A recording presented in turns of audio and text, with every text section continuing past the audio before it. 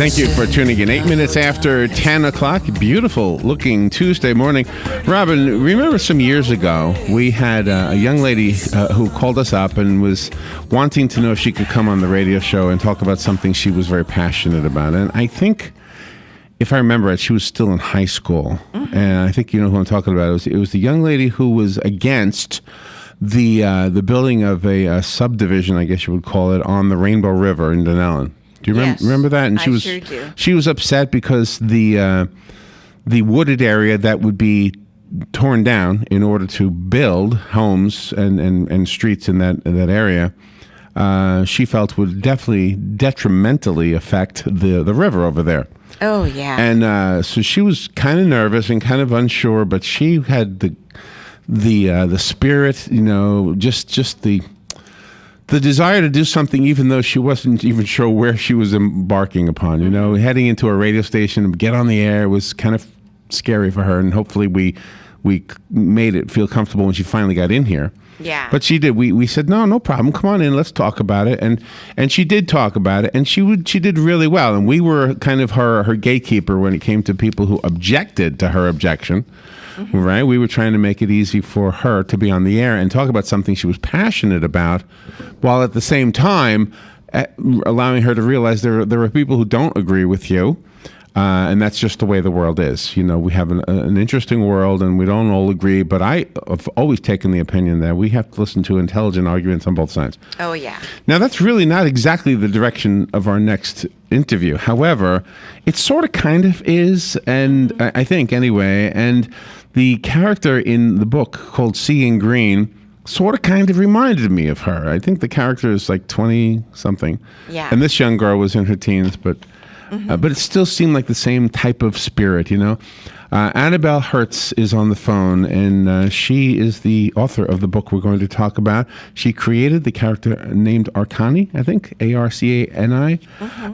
It says here that Annabel Hertz is a fan of international and United States presidential politics. Yeah. Hey, I am not a fan of that at all.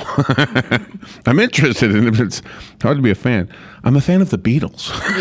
Yeah. Anyway, she's pursuing a doctorate in international relations at American University in Washington, D.C., and I just have a feeling that she's one of those gung-ho young ladies that's going to make a real difference in our world. And she has a wonderful writing style that she has parlayed, is that a good word, into a novel. It's a fictional novel, but it's funny. She's got a good sense of humor. The book is called Seeing Green. Annabel Hertz. Good morning, Annabel. Good morning. Thanks so much for having me. I loved your story about the young woman. Oh, good. And do you relate to that? Does that sound like you, or does that sound like Arcani? I think it sounds like Arcani for sure. Yes, she's really motivated by a sense of her ancestors, her Native American, and even her Eastern European Jewish ancestors in terms of doing the right thing. And she's coming out of an environmental summit in the early 90s, and she's very passionate about trying to protect the environment. Absolutely. Yeah, and you do run up, no matter what side you're on, if you're passionate about it, you're going to run into somebody who's maybe more experienced at being passionate at their side of it. There's always going to be somebody, you know? That's why if you do a radio show, not in your case because you're talking about a fictional book, maybe this conversation will go in that direction, but I think you need hosts who will be kind and gentle. And gatekeepers, I think. That's probably true. Yeah. So how are you doing? Where are you right now? Where are you calling from? I'm calling from Washington, D.C. I'm actually just in the middle of a finals week. I'm in a doctoral program. And we don't have, we're very cloudy here today, but we've had a lot of rain. And it's been a morning where I've been on the radio, and it's been fantastic. So I'm having a wonderful morning. Oh, good. Excellent. And how's the book going? When did the book come out? I originally released it in 2012, and we just did a re-release with some minor edits, and that was, I think, in mid-April.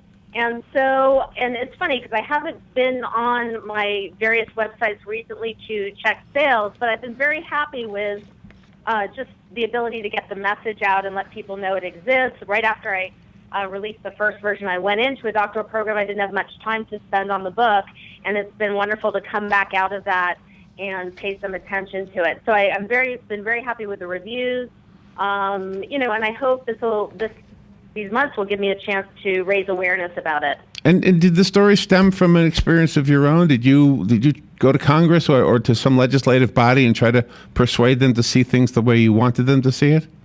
Yeah, I mean, I definitely have. It's interesting because almost everything that happens to the main character never happened to me. But I, of course, drew on different experiences and years of experiences of, advocacy and working with different groups. And so it was fun for me to create a fictional world, an NGO, a non-governmental organization called Environmentality that's supposed to be small and medium-sized green businesses, and somewhere I've never worked, and then be able to kind of imbibe a few of the experiences I've had and all the stories I've heard over the years from being in those environments. But you have an extremely great balance that you write about in your book, because sometimes people want to do away with materialism and just live off the land, so to speak. But you have to have those material things also to survive. You just can't live in the grass all the time. Well, yeah, that's it. I haven't tried that. It's true that this is not, she does live in a material world, the character, and she's not an extreme, off-the-grid character, and she's looking at these big, lofty environmental goals and all of that. So, yes, but there's also a sort of non-materialism message that goes through the book as she kind of struggles with the mainstream. She struggles a little bit with religion too. Not that she's anti-religious, but because of all the different messages that come at us from all different directions as we develop in our lives. And you cover that really authentically. I thought. I thought that her experience with life in general was similar to probably all of us. I so appreciate that. I really wanted to make her three-dimensional, and I wanted to show a little bit what it's like to be a minority from the mainstream. And people all over the world have to deal with this. And, there's some humorous aspects of that in the day-to-day life, what people assume about you, how you react to their assumptions about you.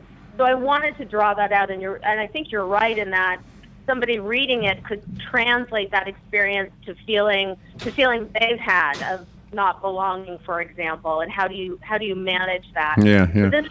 Yeah. You're absolutely right. One of the criticisms that male authors sometimes get is that when they create a female character, they often paint this picture of their female characters as being obsessed with their boyfriends and never really having conversations about anything other than about their boyfriends. And that's why I think a lot of male authors who've picked up on the fact that we have a tendency to do that have changed. First of all, I think Woody Allen might be one of them who's changed his ways a little bit. Well, of course, he does screenplays. Mm-hmm. But in your writing, I mean, your character is so more real than what a male author typically paints a female character to be. Well, it's interesting that you said that, because first of all, I thought this book would appeal to young women, maybe at this same age of 25, maybe in Washington, D.C., and what's interesting is how many men have enjoyed this book.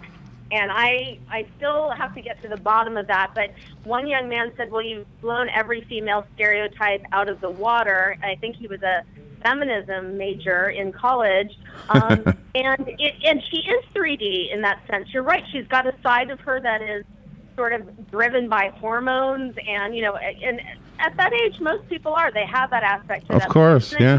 And then she also wants something long-term, and all of that is part of her life, but it's not what's driving her. So, I wanted to show the balance. She's also got her family. She's got the small p and big P politics, the office and the power politics, and so it all kind of weaves together, but she's absolutely human, and she has her share of weaknesses, her crushes, her, mistakes she's made in her love life, and that's, I think you're right. That does make her very real. To do an historical novel, you have to do a lot of research. Did you find any similarities that you picked up on between all of the wars and conflicts that you had to research to blend this all together in a story?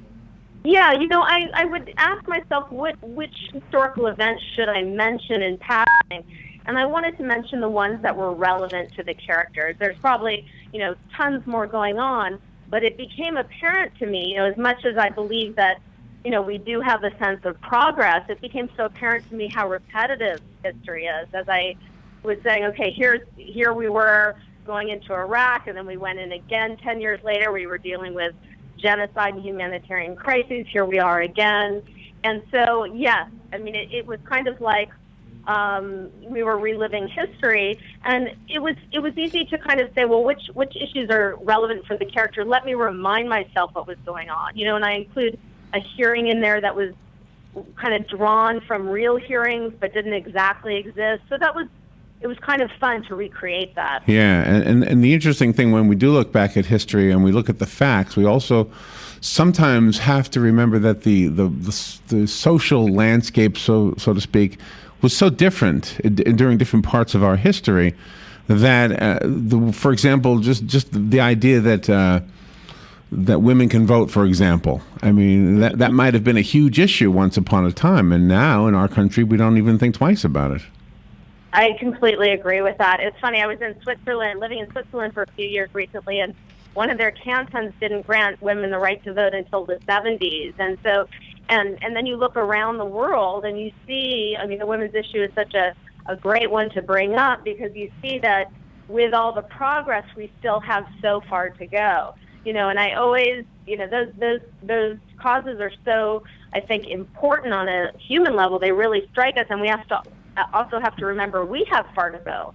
We haven't closed all the gaps and everything. So we have a lot of progress to make. So what came first for you, the idea for the story, or the idea to take the story and kind of attach to it this message? Well, it's funny, because I do have some of my views that come through Arcani and some of the other characters, and I wanted a little bit of ballast and some reality to the story to remind people and, kind of be thought-provoking. And that came later. My first instinct was, I want to write fiction. How do I do it? How can I value add? There's a universe of pop culture products out there that deal with politics, but what about issue-driven politics? What about alternative politics that look at non-governmental organizations instead of electoral politics? And I thought, well, here I can make a contribution. Yeah, right. And you want to be funny, because you don't want to sit around writing a novel for 3 years that makes you want to cry, right? right. No, and I think that is the beautiful thing. I think that's the thing that'll get people to pick it up and maybe pick up on the message. But if nothing else, at least be entertained. Yeah, that is my ultimate goal. If you read this book and you don't find that you're turning the pages and you're not entertained, I have not accomplished my mission.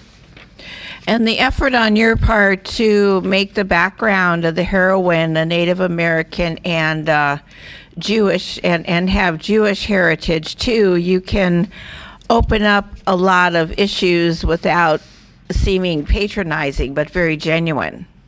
Well, I certainly hope so. This book is not meant to be patronizing in the least, and I really hope it doesn't come across as such. It's really it does not. The human experience of what that's like. So what were you like as a little girl? I don't mean to be Barbara Walters on you, but I'm always curious when we speak to people who have found their niche or the thing that they are passionate about. If we saw home movies of you when you were 6 or 7, were you arguing with your teacher? Well, actually, no, it's funny. I was, going to the point about entertaining people, I was definitely an entertainer. I like to sing and dance and make people laugh. I was also a leader in the sense that the teacher would always ask me to look over all the other kids and run the bake sale.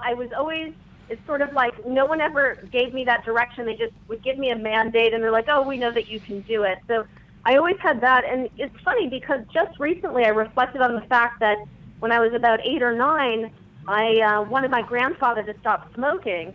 And I created a booklet with pictures of him, R.I.P., a little tombstone. Oh, no. Oh, boy. Oh, no. I know, but everything that would happen to him, because I loved him so much, and I had all my cousins sign on to that, and we delivered it to him, this graphic kids drawing booklet, and he quit smoking. And I just remember that recently. I thought, well, I guess I was an advocate. I didn't realize it back then. And yeah. so, Wow. You know, what that story really illustrates kind of, I have come to this conclusion. Robin's daughter works with animals. She works with a veterinarian. And when she was little, she was always playing with these little toy horses. I have a brother who's a mechanic. When he was little, he was always working on these little V8 engines. And so when you were little, you were a little activist. yeah, I absolutely had that. And but you know what you're saying is so right. Like, if you look at what you do before the age of 12, if I look at writing and drawing and pretending to teach, and you can, and selling things, entrepreneurial instincts, you look back there and you think, oh my gosh, it's true. Everything that you do at that young age comes back, or it's always there. Isn't that interesting? One thing that your book also does is to bring different societies together, bring people together within those societies. I think it would be a very good idea for politicians to read your book, because once they're elected, they should forget that they actually belong to a party, but belong to the United States, and they should treat every issue as a whole and not a piece. Yeah, I mean, I think that's true about, it's funny because I wanted to vote in my recent mayoral primary here in Washington, D.C., and I'm registered independent, and, it's closed primary, and I kept thinking, we really, especially at the local level, but also later, we should have a certain level of partyless politics. So I agree with that. And yes, I think the challenge of dealing with an issue as a whole is extremely difficult, especially the way issues are parsed out, whether it be state-based or legislatively combined, pork barrel projects. If you're talking about the national process. So, what you're saying is important, but it seems like such a huge challenge. But I think it's the passion that is the most impressive. Obviously we're on your side with your passions, but even if we weren't, if we were, and if we can let you know that we're both, Rob and I are almost 60, so we might be looking at you almost from a parental point of view, and hope that doesn't, and I don't mean anything wrong with that. I just mean that, I've seen Robin as a woman arguing with people because of her passions, and she's an intelligent woman, and then she will be persuading them to change their minds based on her passion, and that's what you're doing. That's what you're trying to do, anyway. Do you know who I think is going to be attracted to your book as well? By the way, is the upper level readers in high school, the girls especially, the girls in high school who are there, who can grasp what you're saying. Well, that's interesting because I, have been approached about marketing the book as a young adult fiction, and I really wasn't sure if the themes and the language or everything was appropriate. I do have a 15-year-old sort of nephew type young man who's reading it now, and he says it's thrilling, and his mom knows he's reading it, so I'd be very curious to know how he finds it. But I appreciate the suggestion, and I also appreciate the fact that you could be parental type, because then you would have had me at a very young age. But I'll take all that. Well, because we think you're Arcani, maybe. So you're not Arcani as much as we think you are. No, I'm Arcani was me, 20 years ago. Okay. Okay. Pieces of me in Arcani. She's definitely her own person, and she's got a life of her own. See, you pulled off that one thing that I think is a sign of a good author, when we aren't sure who we're talking to, the protagonist or the author.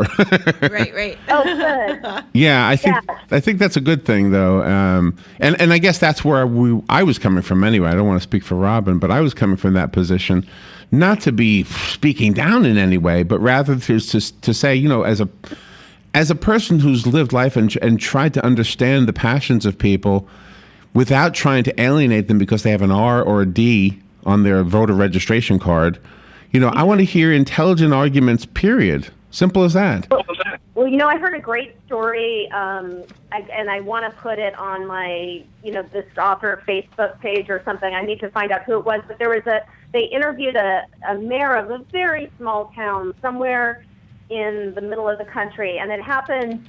And he had been, I think, a Republican, and he was talking about the party, and he said he wanted to do sustainability in his town, and he said, in his case, for example, the Republicans were, pressuring him not to have this agenda, which they saw as too green or progressive. And I think that's one area where there's actually a lot of agreement among people that they do want a cleaner environment, they want good health. Absolutely, and yeah. That gets obfuscated by the electoral politics, and that's unfortunate. But I loved his spirit because he said, "I'm going to do what I think is right." And his point wasn't so much to bash a particular party as just to reject the message that was coming to him and do what he thought was the right thing. Annabel, we have so enjoyed this interview, and I was neglecting the clock, so I need to tell you we've got about 25 seconds. I have a copy of the book. It's called Seeing Green. Annabel, do you have a website you can tell us about? The easiest way, instead of reading off URLs, is if you just Google Seeing Green, it should pop up. My last name is Hertz, like the rental car company, but no relationship. Okay. And yes, and it's available on Amazon, also at our local community bookstore, Politics and Prose, which is a great hub here in Washington.